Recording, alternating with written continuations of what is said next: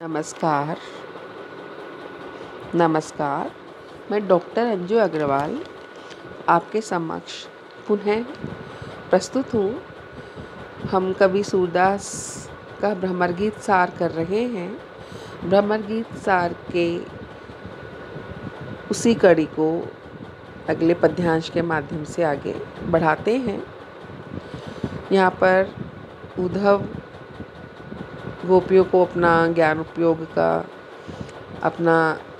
ज्ञान उपदेश ज्ञान योग का उपदेश देते हैं और ज्ञान योग का उपदेश देते हुए उन्हें गोपियों को निर्गुण निराकार परमात्मा की भक्ति करने को कहते हैं।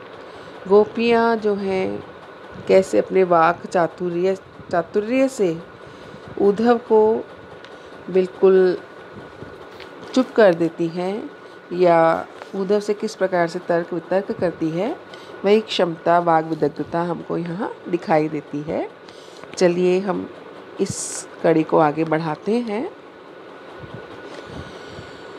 गोपियाँ कह रही हैं उद्धव से, निर्गुण कौन देश को वासी, मधुकर हंसी समुझाए, सोह दे बूझती साँच न हासी, को है जनक कौन है जननी, कौन नारी को दासी, कैसो वरन भेष है,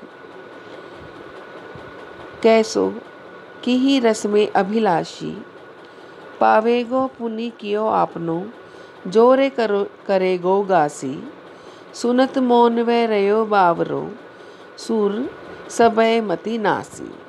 अब यहाँ पर वही गोपियाँ जो हैं उद्धव से पूछ रही हैं उनके ज्ञान उपदेश के बारे में। बड़े वाक चातुर्य से पूछती हैं कि हे उद्धव, बताओ निर्गुण कौन देश को वासी, कि वह तुम्हारा निर्गुण ब्रह्म किस देश में निवास करता है, किस देश का वासी है। मधुकर यहाँ पर उन्होंने उद्धव को भंवरे के माध्यम से संबोधित कर रहे हैं, सीधा उद्धव का नाम नहीं ले रहे हैं कि हे मधुकर हंसी समुझाए, सो दे बूझती साँच न हासी, कि हम वास्तव में तुमसे हंसी नहीं कर रहे हैं, तुम सच्ची में हमें बताओ, हमें समझा कर के बताओ। सो दे बूझती साँच न हासी, कि हम तुम्हें सौगंध दे कर के सच्ची में पूछ रहे हैं। बूझती साँच न हासी, कि हम तुमसे मजाक नहीं कर रहे हैं, सचमुच में ही पूछ रहे हैं कि वास्तव में वह निर्गुण निराकार ब्रह्म जिसकी तुम बात कर रहे हो वह कौन है। को है जनक, उसके पिता कौन है। जननी को कहियत, उसकी जो माता है वो कौन है, किसको कहा जाता है। कौन नारी, उसकी पत्नी कौन है, उसकी नारी कौन है। को दासी, और उसकी दासी कौन है। कि उस निर्गुण निराकार की जिसकी तुम बात कर रहे हो, उस निर्गुण निराकार का कुछ तो परिचय होगा, कहाँ वो रहता है, कौन उसके पिताजी हैं, कौन उसकी माताजी हैं, पत्नी कौन है, किसी प्रकार का कोई परिचय तो तुम हमको बताओ कि हम सच्ची में पूछ रहे हैं। अगर तुम हमको ये सारी बातें बता दोगे तो हो सकता है हम तुम्हारे इस मार्ग पर भी चल दें। तो हम तुम्हें सौगंध देख करके ये बात बता रहे हैं कि हम मजाक नहीं कर रहे हैं, हम सच्ची में ही जानना चाहते हैं। बताओ तुम्हारा वह निर्गुण निराकार कौन है। कैसो वर्ण, कि उसका कैसा वर्ण है, कैसा रंग है। भेष है कैसो, उसका वेशभूषा कैसी है, कैसा भेष है।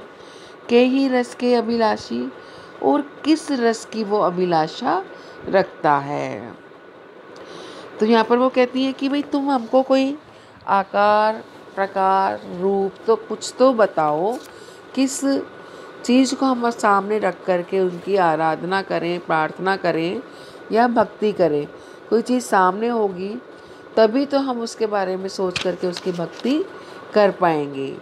कि तुम अगर हमको ये सारी बातें बताओगे तो ही हम उसको समझ करके उसके राह पर, उसके मार्ग पर चल पाएंगे। और पावेगो पुनि कियो आपनो, जोर कहेगो गासी, और अगर तुमने हमसे कुछ भी गासी किए, कुछ भी दुराव छिपाव किया या कुछ भी हमसे झूठ बोला, गलत बोलेगा, तो पावेगो पुनि कियो आपनो, तो तुम फिर अपना किया हुआ पाएगा, अर्थात तुझको फिर तेरे कर्मों का फल भोगना पड़ेगा। अगर तूने हमसे कुछ गलत बताया या हमसे कोई चीज़ छुपाई तो फिर तू तो अपने किए हुए का फल भोगेगा।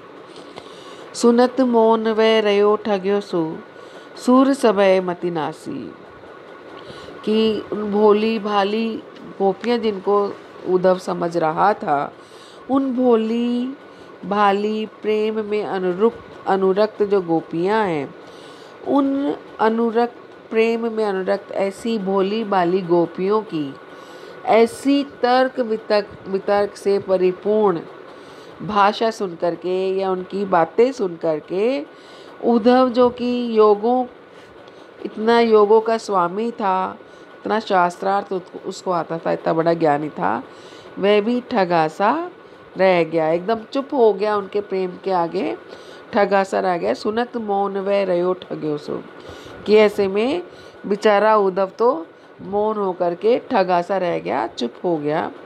सूर्य सबय मति नासी, कि मानो उसके सारी मति का, उसकी सारी बुद्धि का इन गोपियों के समक्ष नाश ही हो गया हो।